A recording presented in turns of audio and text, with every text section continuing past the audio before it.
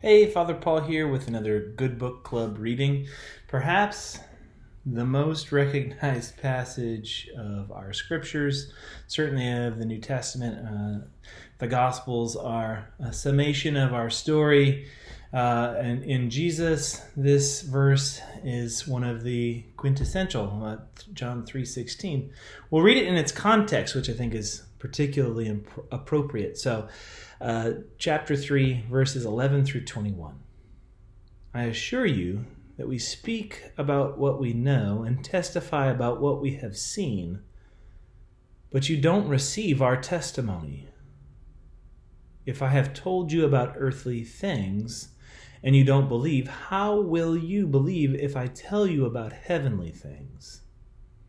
No one has gone up to heaven except the one who came down from heaven, the human one. Just as Moses lifted up the snake in the wilderness, so must the human one be lifted up, so that everyone who believes in him will have eternal life. God so loved the world that he gave his only Son, so that everyone who believes in him won't perish, but will have eternal life. God didn't send his Son into the world to judge the world, but that the world might be saved through him. Whoever believes in him isn't judged. Whoever doesn't believe in him is already judged, because they don't believe in the name of God's only Son. This is the basis for judgment. The light came into the world, and people loved darkness more than the light, for their actions are evil. All who do wicked things hate the light and don't come to the light for fear that their actions will be exposed to the light. Whoever does the truth comes to the light so that it can be seen that their actions were done in God. Again, these verses, well known perhaps, but the context of them is really significant as we aim to understand them. Indeed, one could argue the context of the entire gospel is essential to understand the single verse as well.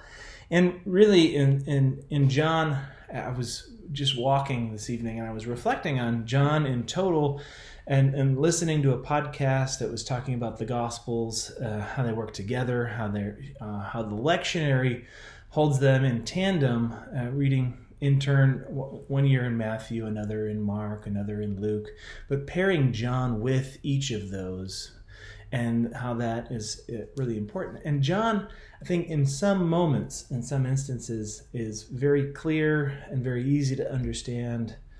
And then in other parts of the gospel, or even a few verses later, it seems to be way more complex, and we maybe only in glimmering moments believe we understand it, if at all.